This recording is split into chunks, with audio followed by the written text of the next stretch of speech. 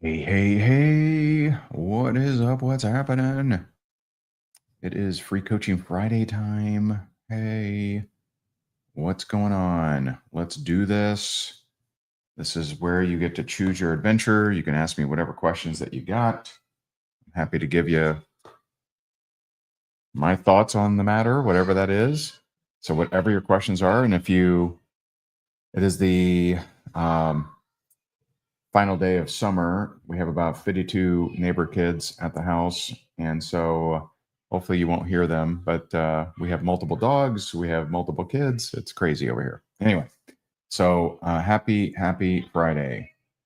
And so feel free, put me to work. Put me to work.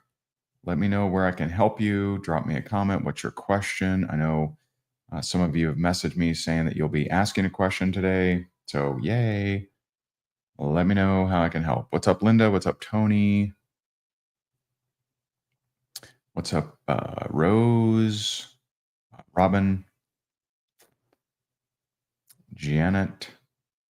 Mathis? Maybe? Okay. All right. Desire Health with Amy. I have a vendor event tomorrow. What are the best practices? Okay. So I'll tell you, it depends on a couple things. All right. I'm going to tell you my favorite move. My favorite move. But you got to have what's the Hebrew word? Chutzpah. You got to have some chutzpah to pull it off. Okay. So one time we had a vendor booth up in Ohio at the Ohio State Real Estate Investor Association, and there were thousands of people there, hundreds of vendors. Okay.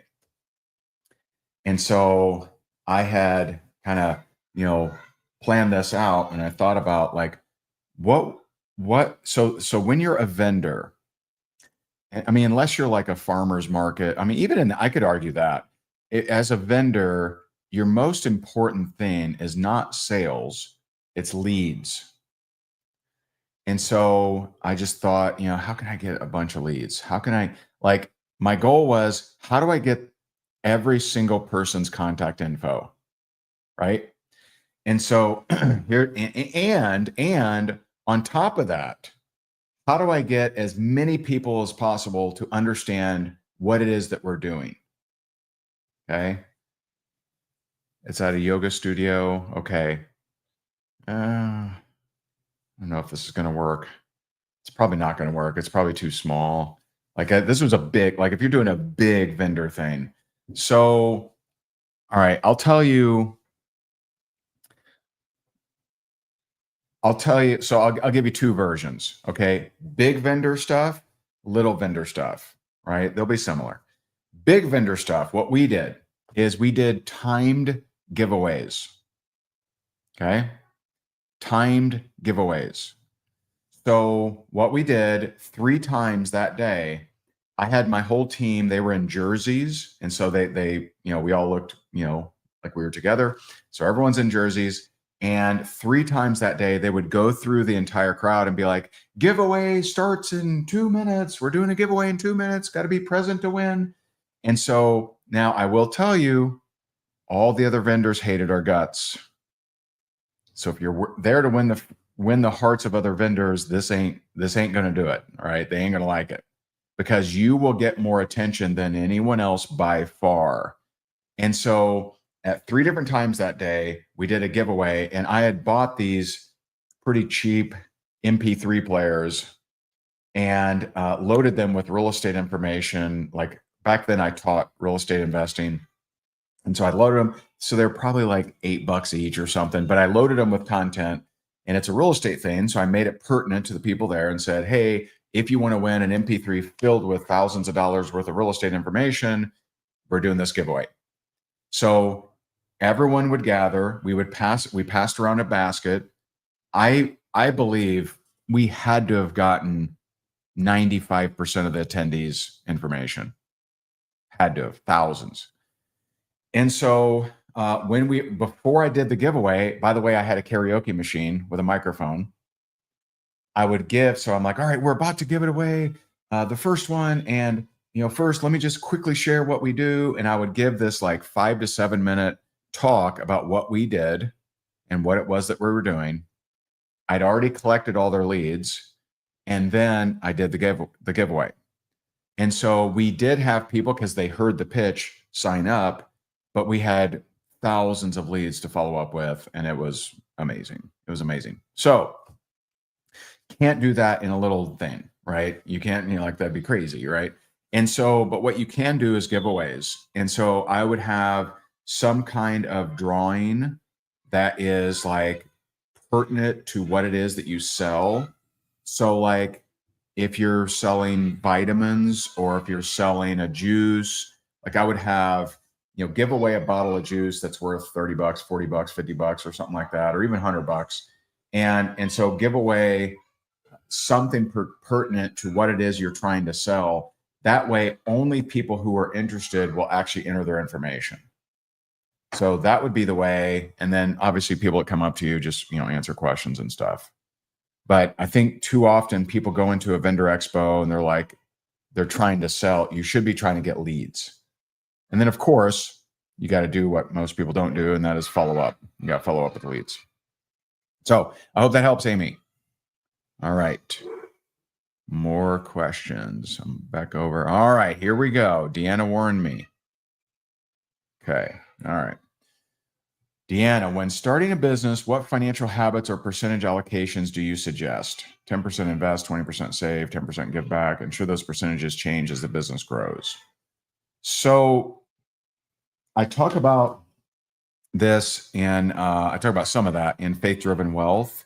In Faith Driven Wealth, I talk about what you don't want, okay, is you don't want, when it comes to generosity or tithing or giving, you'd never want that to feel like an obligation. It's, so the, New Testament, there is no place in the New Testament that says give 10%. Sorry. Now, I'm not saying not to. But I'm saying there is no place. And really the only places where it specifies percentages is in the Old Testament. And if you go by that, it can be up to 67% with all the Levitical taxes and everything like that. And so what the Bible does say is to be a cheerful giver. Be a cheerful giver. And so when it comes to, tithing or giving or being generous or something like that, it should be not reluctantly, but it should be done, like you're looking forward to, shining the light on somebody. And also just a reminder, Matthew 6:1, it says,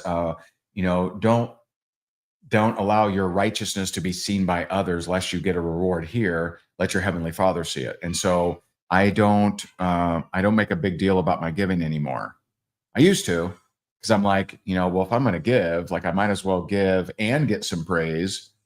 I might as well give and get some highlights. I might as well give and get some exposure in my marketing. I don't do that anymore. And so if I give, I'm just like, hey, I'm going to do this anonymously. Either I do it anonymously, or if I have to give it to somebody, I'm like, hey, I don't want a plaque or anything. Please don't put my name on the building or anything like that. But here you go. And so that's number one. Okay. As far as percentages, I would just, here's what I do. I don't have hard and fast rules like that. But what I do is I pray. So one of the things I share in Faith Driven Wealth is I pray on every dime that goes out of this house. And I'm not joking. I pray on, Lord, should I be getting that right now? So I'll give you an example. A few weeks ago, maybe a month ago, God put it on my heart that he wants me to start a podcast studio. And so I'm like, okay, should I start buying equipment right now? No. Okay. And so I just stay in step with the Spirit. I see, God's money. I see my money as God's money, and wherever he directs me to save, sometimes he does have me save. Sometimes he does have me invest. Sometimes he does have me, he does nudge me to give. All of these things I'm doing excitedly. And so I would just get into prayer about that. One book I feel like might help you is, I feel like this will be a good one for you. So first of all, if you don't have faith-driven wealth, but I feel like you might, but Leadership Not by the Book with David Green. He's amazing. Great book, powerful book. And so there you go. That's my answer to question 1 of 2. Did you hit me with a number 2 yet?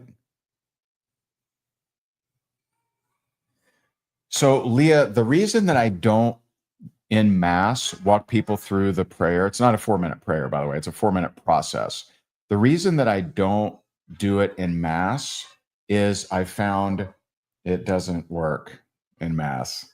And so, believe it or not, I get on, there are some days I'm on with 5 or 6 people and I walk them through. And I know that it works every time because I pray for them while they pray it. And when 2 or more are gathered in my name, right? And so I don't give it out in mass. I don't walk people through in mass because it doesn't work. And so now I say it doesn't work. It doesn't always work. But when I do it one-on-one with someone, it always works 100% of the time. And so that's why I keep that a sacred kind of thing. I don't get anything out of it. I don't get a toaster. I don't get a blue ribbon or something. I'm not selling you anything. It's free. It takes 4 minutes. But if God isn't compelling them enough to get on the phone with me, then they're not ready. And that's not a judgment. That's just, that's from John 6, right? Wherever the Father sends to me, I'll never drive away, but no one can come to Jesus without the Father having drawn them. And so, if someone's like, I don't want to get on the phone with that guy, like they're just not ready because it's not about me. Hope that helps.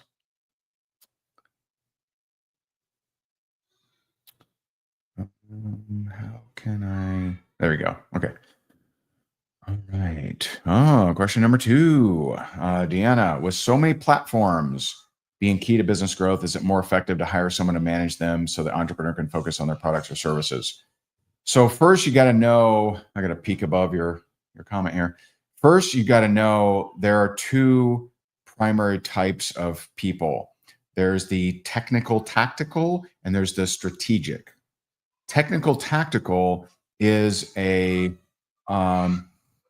the most part, a commodity in that you can get technical tactical people on about anywhere, Fiverr, about anywhere, right? It's strategy that you usually pay the money for.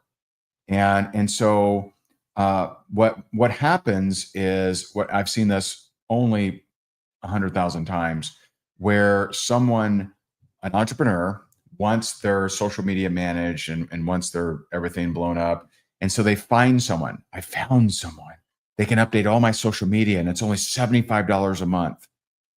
And around him, wow, that's a really good price, right? But there's no strategy. So it doesn't matter.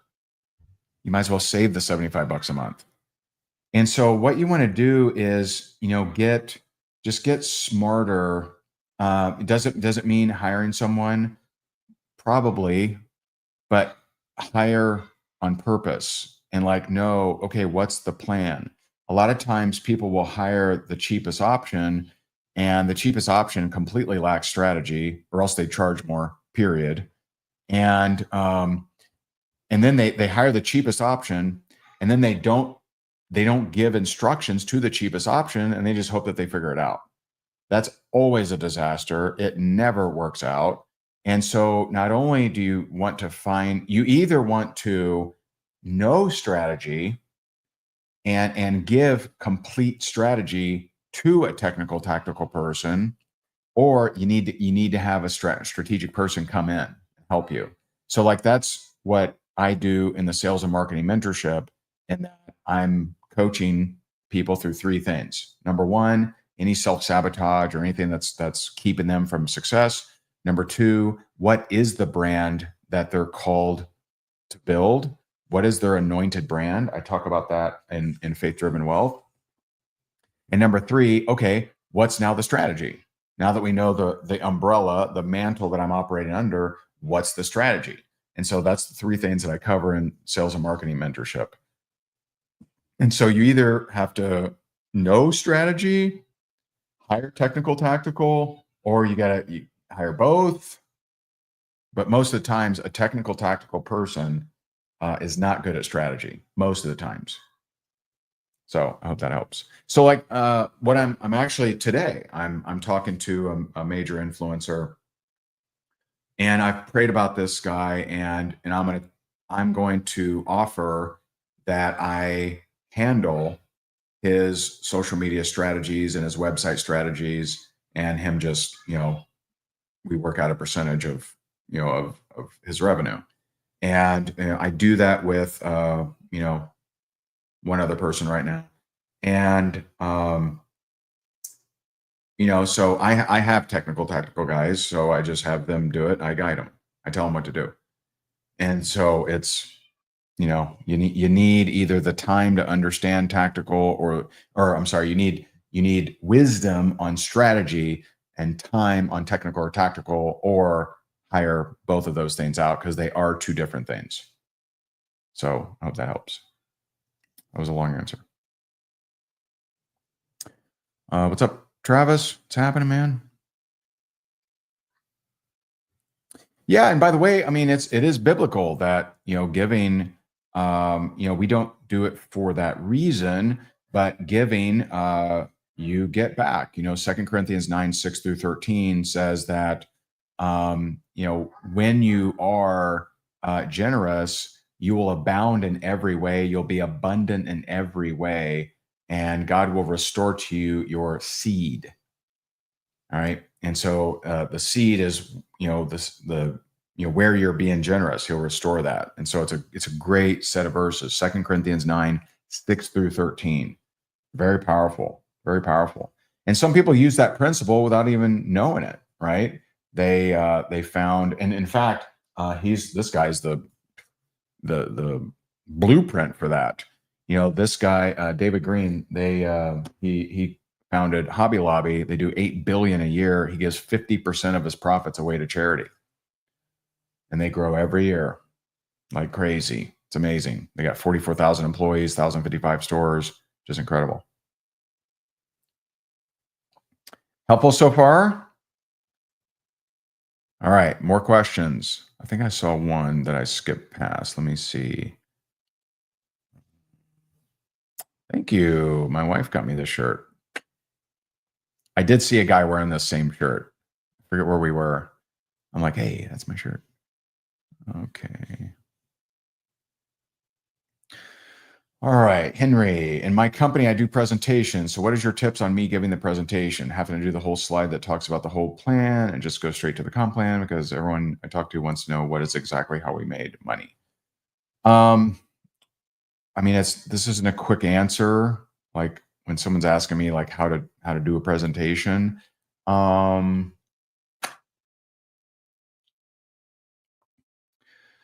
So if you go straight to the money, you're going to turn off 75% of the people, right?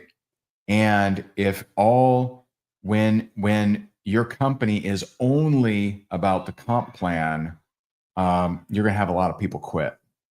Comp plan is one of the weakest ties that someone can have to a company.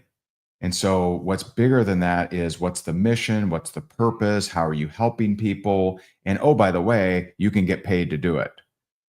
And yes, there are people that are just mercenaries for hire. They're just looking at what's the best comp plan, and they never last.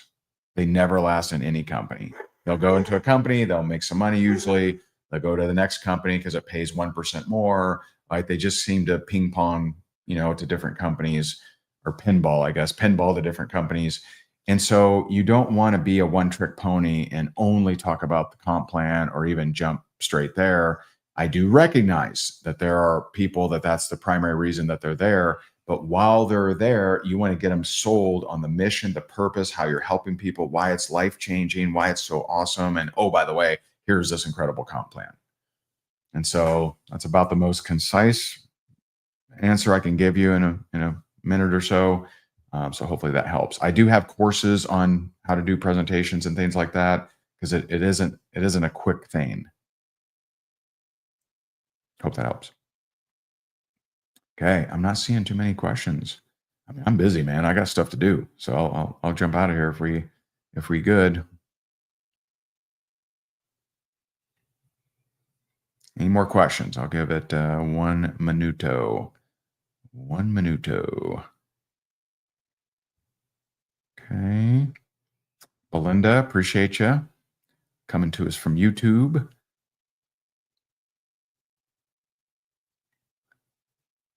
Very nice. Very nice. Awesome. Awesome. So a couple things coming up. Next month, I am speaking in Dallas, Texas at Mark Aceta's event, the Connect, Persuade, and Lead event. That's going to be amazing. It's going to be awesome.